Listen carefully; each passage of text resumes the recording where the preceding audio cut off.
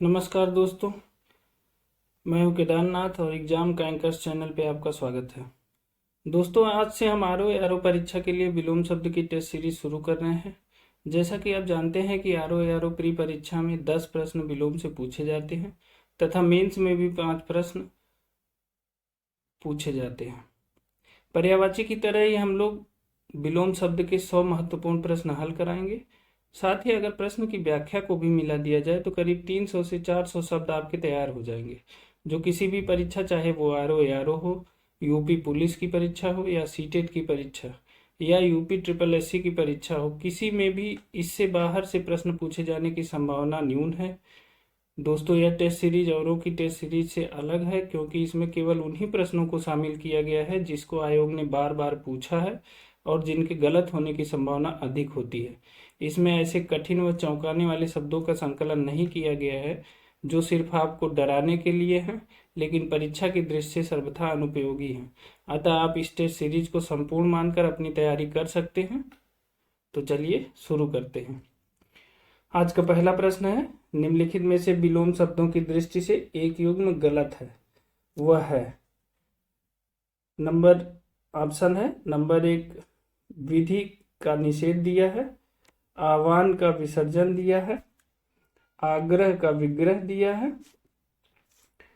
और अमी का हलाहल दिया है। तो देखते हैं। देखिए, विधि का निषेध सही होता है, आग्रह आवाहन का विसर्जन भी सही है, अमीय का हलाहल भी सही है। तो इसमें गलत है ऑप्शन सी, आग्रह का विग्रह। आग्रह का विग्रह नहीं होता, आग्रह का दुराग्रह होता है। ठीक है, चलिए अब इसकी व्याख्या देखते हैं। आग्रह का विलोम दुराग्रह होता है, जबकि विग्रह का विलोम समास अथवा संधि होता है। शेष युग्म सही है। ठीक है, तो आग्रह का विलोम होता है दुराग्रह, शेष युग्म है, ये युग्म सही है। ठीक है, यहाँ मैं होगा मित्रों। ठीक, अब आते हैं अपने दूसरे प्रश्न की तरफ। साहचर्य का विलोम शब्द है। साहचर्य का विलोम बताना है। ऑप्शन ए है वैमनस्य, ऑप्शन बी है असहयोग, ऑप्शन सी है विनियोग और ऑप्शन डी है अलगाव। तो बताइए, इसमें होगा साहचर्य का विलोम क्या होगा? ये होगा अलगाव। ठीक है, आइए इसकी व्याख्या देखते हैं। साहचर्य का विलोम होता है अलगाव या पृथक्करण, जबकि असहयोग सहयोग का विलोम है और वैमनस्य का विलोम क्या होता है?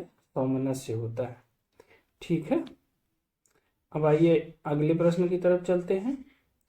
प्रश्न नंबर 3 है, निषिद्ध के लिए सही विलोम क्या है? तो देखिए, निषिद्ध के लिए क्या है सही विलोम?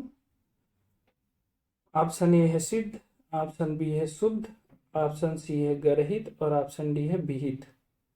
तो निषिद्ध का जो सही विलोम होगा वो होगा क्या? विहित होता है। निषिद्ध का विहित होता है, जबकि शुद्ध का विलोम क्या होता है? शुद्ध का विलोम क्या होगा? अशुद्ध होता है। शुद्ध का क्या होता है? अशुद्ध होता है। ठीक है, और इसी प्रकार क्या होता है? निषिद्ध का विलोम क्या होता है? विहित होता है। ठीक है, इसे याद रखेंगे, बहुत पूछा जाता है, हर परीक्षा में लगभग पूछा जाता है। अब आइए अपनी चौथे प्रश्न की तरफ चलते हैं। हमारा आज का चौथा प्रश्न है, सुषुप्ति का विलोम है। ऑप्शन ए है जागरण, ऑप्शन बी है जागृति, ऑप्शन सी है जागृत और ऑप्शन डी है शयन। अब बताइए इसमें कौन सा होगा? तो सुषुप्ति का विलोम होगा जागृति होगा। सुषुप्ति का विलोम क्या होगा? जागृति होगा, क्योंकि जागरण जो होता है वो शयन का विलोम होता है। ठीक है, तो शयन और जागरण आपस में विलोम है, तो सुषुप्ति का विलोम होगा जागृति। ठीक है, सुषुप्ति का विलोम जागृत होता है और शयन एवं जागरण परस्पर विलोम है। ठीक है, अब आइए अपने पांचवें प्रश्न की तरफ चलते हैं। परकीय का विलोम है। ऑप्शन ए है अकीय, ऑप्शन बी है निजकीय, ऑप्शन सी है स्वकीय और ऑप्शन डी है कीय। तो जानते होंगे आप, ये प्रश्न बहुत बार पूछा जा चुका है। परकीय का विलोम होता है स्वकीय। ठीक है, परकीय का विलोम स्वकीय होता है और शेष शब्द जो है वो इसके संबंध में ग्राह्य नहीं है। ठीक है, अब आइए अपने अगले प्रश्न की तरफ चलते हैं। प्रश्न नंबर 6 है, स्निग्ध का विलोम है होता है। तो स्निग्ध का जो विलोम होगा, ऑप्शन ए है देखिए दुर्गंध, ऑप्शन बी है अस्निग्ध, ऑप्शन सी है निग्ध और ऑप्शन डी है संदिग्ध। तो स्निग्ध का जो विलोम होता है वो होता है अस्निग्ध। ठीक है, अपने अगले प्रश्न की तरफ चलते हैं। अब देखिए इसमें इसकी व्याख्या देख लेते हैं। स्निग्ध का विलोम अस्निग्ध होता है और सुगंध का विलोम होता है दुर्गंध। ठीक है, तो स्निग्ध का जो विलोम है वो अस्निग्ध होता है और सुगंध का जो विलोम होता है वो दुर्गंध होता है, और जो संदिग्ध का विलोम होता है असंदिग्ध। ठीक, तो स्निग्ध का अस्निग्ध, सुगंध का दुर्गंध तथा संदिग्ध का विलोम असंदिग्ध होता है। ठीक है, अब आइए आज के अपने 7वें प्रश्न की तरफ चलते हैं। संकीर्ण का विलोम है। संकीर्ण का क्या होता है?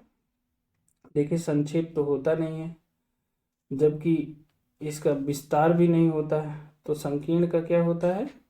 विस्तीर्ण होता है। संकीर्ण का विलोम क्या होता है? विस्तीर्ण होता है। ठीक है, तो ऑप्शन डी सही है। आइए अब इसकी व्याख्या देखते हैं। संकीर्ण का विलोम विस्तीर्ण होता है, जबकि संक्षेप का विलोम विस्तार एवं विकीर्ण का विलोम आकीर्ण होता है। तो यहाँ देख लीजिए, यहाँ बहुत समझने वाली बात है क्योंकि ये प्रश्न बहुत पूछा जाता है। देखिए संकीर्ण का जो विलोम है वो विस्तीर्ण होता है और संक्षेप का जो विलोम है वो विस्तार होता है, और विकीर्ण का विलोम आकीर्ण बहुत बार पूछा जाता है। तो यहाँ विस्तीर्ण है और यहाँ विकीर्ण का आकीर्ण है, इसका अंतर याद रखिएगा। संकीर्ण का होगा विस्तीर्ण और विकीर्ण का होगा आकीर्ण, ये याद रखिएगा। और संक्षेप का विलोम होता है विस्तार। ठीक है, अब आइए अपने 8वें प्रश्न की तरफ चलते हैं। संधि का विलोम शब्द क्या है? संधि का क्या होता है विलोम? संधि का जस्ट उल्टा विग्रह होता है। संधि का जो विलोम शब्द होता है वो विग्रह होता है। ठीक है, अब आइए इसकी व्याख्या देखते हैं। संधि का विलोम शब्द विग्रह है, शत्रुता जो है मित्रता का है तथा वैमनस्य सौमनस्य का विलोम है। ठीक है, यहाँ देखिए संधि का विलोम जो है विग्रह है और शत्रुता मित्रता का, वैमनस्य सौमनस्य का विलोम है। ठीक, याद रखिएगा, वैमनस्य सौमनस्य बहुत बार पूछा जाता है। ठीक है, अब आगे आइए अपने 9वें प्रश्न की तरफ चलते हैं। निम्नलिखित में से उन्मूलन का सही विलोम है। तो उन्मूलन का सही विलोम क्या होता है? रोपण होता है। ठीक है, उन्मूलन का किसी चीज का जड़ से नाश कर देना हो उन्मूलन कहलाता है, और जब उसका फिर से रोपाई कर दी जाए, पुनः स्थापित किया जाए तो उसे रोपण कहते हैं। ठीक, तो उन्मूलन का विलोम रोपण होता है, तब विकल्प डी सही है। ठीक है, उन्मूलन का विलोम रोपण होता है। निर्माण का विलोम विनाश। निर्माण का विलोम क्या होता है? निर्माण का विलोम होता है विनाश। उन्मूलन का विलोम जो होता है वो होता है रोपण। ठीक है, निर्माण का विनाश या ध्वंस। ठीक, चलिए अपने 10वें प्रश्न की तरफ चलते हैं। सजल का विलोम है। देखिए सजल का विलोम क्या है? ऑप्शन ए है जलहीन, ऑप्शन बी है निर्जल, ऑप्शन सी है जलाभाव और ऑप्शन डी है कुजल। देखिए सजल का जो अर्थ होता है वो होता है जल सहित। ठीक है, तो जो जल सहित है उसका विलोम क्या हो जाएगा? जल रहित हो जाएगा, तो हो जाएगा निर्जल। तो सजल का विलोम क्या होता है? निर्जल होता है। अब आइए इसकी व्याख्या देखते हैं। देखिए सजल जो होता है, सजल का जो विलोम है वो निर्जल है। जलहीन तथा जलाभाव जल की कमी के द्योतक हैं, दोनों जल की कमी के द्योतक हैं। कुजल दूषित जल या खराब जल का अर्थ प्रकट करता है। जो कुजल होता है वो दूषित जल या खराब जल को कुजल कहते हैं। ठीक है, तो इसमें सजल का विलोम निर्जल है। ठीक दोस्तों, आपको प्रश्नों का संकलन कैसा लग रहा है हमें कमेंट बॉक्स में जरूर बताएं। और हाँ, अगर आपने हमारी पर्यायवाची की टेस्ट सीरीज नहीं देखी है तो उसे जरूर देखिए, साथ ही उसकी व्याख्या को ध्यान से पढ़िएगा। मुझे भरोसा है आपको पर्यायवाची के लिए तमाम पुस्तकें पढ़ने की जरूरत नहीं पड़ेगी। इसका लिंक हमने वीडियो के डिस्क्रिप्शन बॉक्स में दे दिया है। ठीक, अब आइए चलते हैं अपने 11वें प्रश्न की तरफ। कुसुम का विलोम। ठीक है, कुसुम का विलोम ऑप्शन ए है कठोर, ऑप्शन बी है वज्र, ऑप्शन सी है कोमल और ऑप्शन डी है पाहन। तो कुसुम का मतलब क्या होता है? कुसुम का मतलब होता है फूल, और फूल का जो विलोम होगा वो क्या होगा? पत्थर होना चाहिए। तो फूल का विलोम होता है, कुसुम का विलोम पाहन होना चाहिए। कहीं कहीं पे वज्र को भी कुसुम का विलोम मान लेते हैं। ठीक है, क्योंकि कुसुम का मतलब फूल होता है, कोमल होता है, तो उसका कुसुम का मतलब फूल होता है, तो उसका वज्र भी मान लेते हैं कहीं कहीं पे। ठीक है, लेकिन इसमें आप पाहन ही मानेंगे तो भी सही है। ठीक है, अब आइए, कुसुम का शाब्दिक अर्थ फूल होता है, अतः इसका विलोम पत्थर अर्थात पाहन होना चाहिए। ठीक, अब आइए अपने 12वें प्रश्न की तरफ चलते हैं। संन्यास का विलोम है, तो चलिए बताइए संन्यास का विलोम क्या है? ऑप्शन ए है गृहस्थ, ऑप्शन बी है गारहस्थ, ऑप्शन सी है त्यागी और ऑप्शन डी है आदिमानव। ठीक, तो आदिमानव तो होगा नहीं, आप जानते ही हैं। तो संन्यास का गृहस्थ नहीं होता है, संन्यास का होता है गारहस्थ। ठीक है, जो संन्यास का विलोम होता है वो गारहस्थ होता है। सन्यासी का जो विलोम होता है वो गृहस्थ होता है, और भोगी और संग्रही का जो विलोम है वो त्यागी है। जो सन्यासी का विलोम होता है, सन्यासी का विलोम होता है वो होता है गृहस्थ। सन्यासी का जो विलोम होता है वो होता है गृहस्थ। ठीक, अब देखिए, जो सन्यास है, सन्यास का विलोम गारहस्थ है, ये बहुत पूछा जाता है, याद रखिएगा। सन्यासी का विलोम गृहस्थ होता है, और भोगी या संग्रही का विलोम त्यागी है। ठीक है, अब आइए आज के अपने 13वें प्रश्न की तरफ चलते हैं।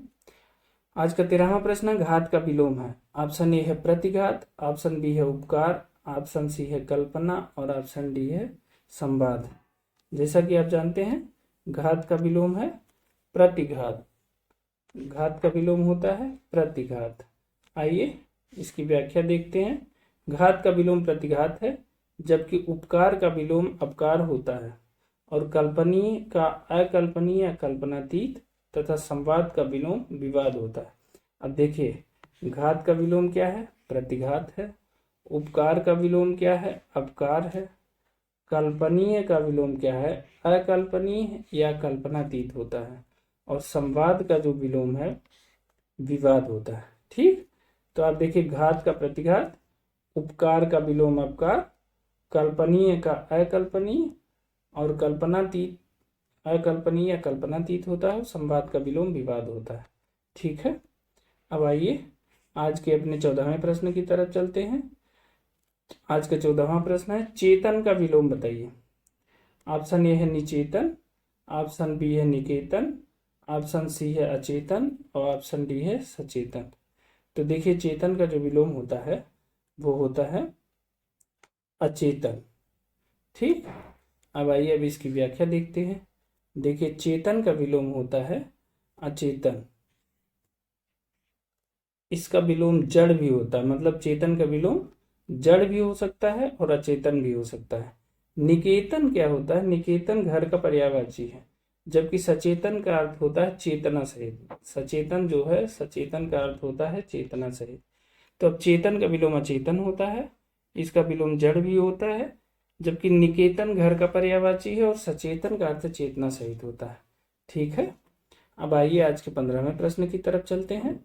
आज का हमारा 15वां प्रश्न है नश्वर शब्द का विलोम है। तो ऑप्शन ए है नित्य, ऑप्शन बी है स्थाई, ऑप्शन सी है शाश्वत और ऑप्शन डी है अमर। तो ये क्या हो जाएगा? नश्वर का विलोम शाश्वत होता है। ठीक है, नश्वर का विलोम शाश्वत होता है। देखिए, व्याख्या देखते हैं।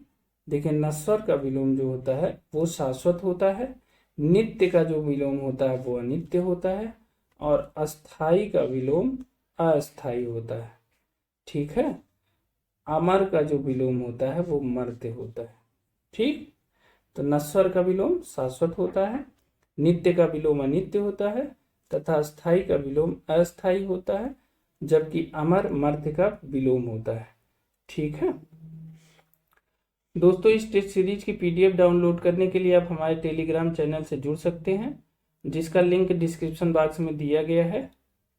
ठीक है, और इसमें जो भी कमियां हों आप कमेंट बॉक्स में ज़रूर बताएं, जो सुझाव देना चाहते हैं वो भी बताएं। हम ज़रूर प्रयास करेंगे कि आपकी सुविधा अनुसार जो चीज़ें आप चाहते हैं उसको बढ़ाया जाए, इसको और बेहतर किया जाए। ठीक है, चलिए अपने 16वें प्रश्न की तरफ आते हैं। अंतरंग का विलोम क्या है? तो आप जानते हैं अभ्यंतर होता नहीं है, तरंग भी नहीं है, तो अंतरंग का विलोम क्या होता है? अंतरंग का विलोम होता है बहिरंग। ठीक है, अब आइए इसकी व्याख्या देखते हैं। देखिए दिया है अंतरंग का विलोम बहिरंग है, जबकि शेष विकल्प अन्य अर्थ प्रकट करते हैं। ठीक, तो अंतरंग का विलोम होता है बहिरंग। अब आइए अपने 17वें प्रश्न की तरफ आते हैं। अक्षर का विलोम बताइए। अक्षर का विलोम बताइए। ऑप्शन है, ऑप्शन ए है क्षर, ऑप्शन बी है वर्णमाला, ऑप्शन सी है स्वर और ऑप्शन डी है व्यंजन। देखिए अक्षर का मतलब जो होता है, अक्षर का मतलब जिसका क्षर न हो, जो क्षरित न हो, तो उसका विलोम हो जाएगा क्षर। अक्षर का विलोम होता है क्षर। अब आइए इसकी व्याख्या देखते हैं। देखिए अक्षर का विलोम है क्षर, अक्षर का विलोम क्षर है, जबकि वर्णमाला में स्वर तथा व्यंजन होते हैं। ठीक है, जो स्वर व्यंजन ऑप्शन में दिया गया है वो वर्णमाला में पाए जाते हैं स्वर व्यंजन, लेकिन अक्षर का विलोम क्षर है। ठीक, अब आइए अपने 18वें प्रश्न की तरफ आते हैं। कृत्रिम का विलोम शब्द है। देखिए कृत्रिम का विलोम देखते हैं। ऑप्शन ए है प्राकृतिक, ऑप्शन बी है स्वनिर्मित, ऑप्शन सी है स्वाभाविक और ऑप्शन डी है स्वचालित। तो क्या होगा? कृत्रिम क्या क्या होता है? प्राकृतिक होता है। कृत्रिम का मतलब क्या होता है? मानव निर्मित होता है, और इसका विलोम क्या हो जाएगा? प्राकृतिक हो जाएगा। तो कृत्रिम का विलोम प्राकृतिक होता है। ठीक है, अब आइए इसकी व्याख्या देखते हैं। देखिए कृत्रिम का विलोम प्राकृतिक या नैसर्गिक है, जबकि स्वाभाविक का विलोम अस्वाभाविक। कृत्रिम का विलोम प्राकृतिक या नैसर्गिक होता है, जबकि स्वाभाविक का विलोम होता है अस्वाभाविक। ठीक है, चलिए अब आज के अगले प्रश्न की तरफ चलते हैं। आज का हमारा 19वां प्रश्न है, तृष्णा का विलोम। तृष्णा का विलोम, तो तृष्णा का विलोम क्या होता है? देखिए तृप्ति होगी नहीं। ऑप्शन बी है वितृष्णा, ऑप्शन सी है सतृष्णा और ऑप्शन डी है नितृष्णा। तो तृष्णा का विलोम क्या है? तृष्णा का विलोम वितृष्णा होता है। ठीक है, आइए अब इसकी व्याख्या देखते हैं। देखिए तृष्णा का विलोम होता है वितृष्णा, तृष्णा का विलोम वितृष्णा है। शेष विकल्प इस संदर्भ में सही नहीं है। ठीक है, अब आइए आज के आखिरी प्रश्न पे आते हैं। आज का हमारा आखिरी प्रश्न है, लेकिन उससे पहले हम एक चीज बता दें मित्रों, आपको लग रहा होगा कि ये टेस्ट सीरीज बहुत आसान है, बहुत से सामान्य से प्रश्न पूछे गए हैं। ये बिल्कुल नहीं है। इस टेस्ट सीरीज का मतलब ही है कि केवल उन प्रश्नों का दोहराव कराना जो प्रश्न लोक सेवा आयोग द्वारा पूछे जाते हैं। हम कोई बहुत बड़े बड़े प्रश्न पूछकर आपको डराना या ऐसे नहीं चाहते कि आप किसी घबराहट में आ जाए, आपको लग जाए कि कोई ऐसी तैयारी नहीं, जबकि वो शब्द पूछे नहीं जाते हैं। हमेशा सामान्य से शब्द पूछे जाते हैं। थोड़ी थोड़ी सी केवल गलतियां होती हैं और जिससे प्रश्न गलत हो जाते हैं। हम केवल उन्हीं प्रश्नों को दोहराने का प्रयास कर रहे हैं कि जो बराबर लोक सेवा आयोग या किसी अन्य परीक्षाओं में पूछे जाते हैं। ऐसे सार्थक शब्द जिनके पूछे जाने की संभावना सबसे ज़्यादा है, हम सिर्फ उन्हीं प्रश्नों का दोहराव कराएंगे।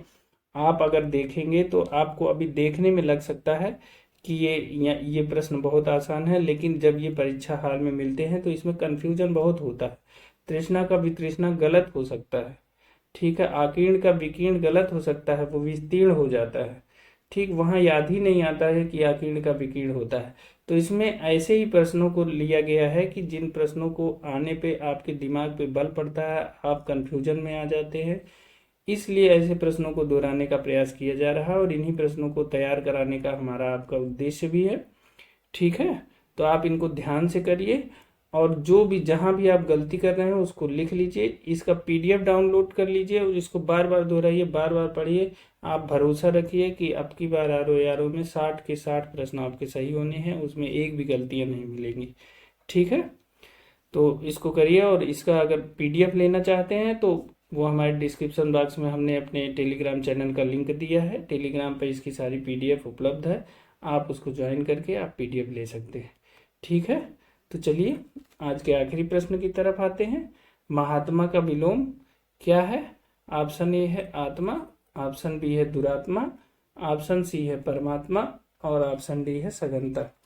तो आप जानते हैं महात्मा का जो विलोम है वो होता है दुरात्मा। ठीक है, महात्मा का विलोम दुरात्मा होता है। आइए इसकी व्याख्या देखते हैं। देखिए, महात्मा का विलोम दुरात्मा है। ठीक, महात्मा का विलोम दुरात्मा है, जबकि परमात्मा का विलोम होता है आत्मा। ठीक है, परमात्मा का विलोम आत्मा होता है और सघनता का विलोम जो होता है वो होता है विरलता। ठीक है, तो आज से हमारे विलोम के टेस्ट सीरीज के पहले टेस्ट के 20 प्रश्न कंप्लीट हो गए हैं और आप लोगों ने इसको सॉल्व किया होगा। इसमें जो भी कमियां होगी ज़रूर बताइएगा। अब मिलते हैं अगले टेस्ट सीरीज के साथ। बहुत बहुत धन्यवाद।